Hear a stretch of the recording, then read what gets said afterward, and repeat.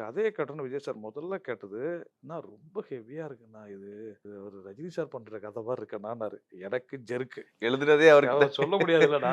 Okay. இல்ல sir இது வந்து நல்லாருக்கும் சார் இந்த கதை உங்களுக்கு.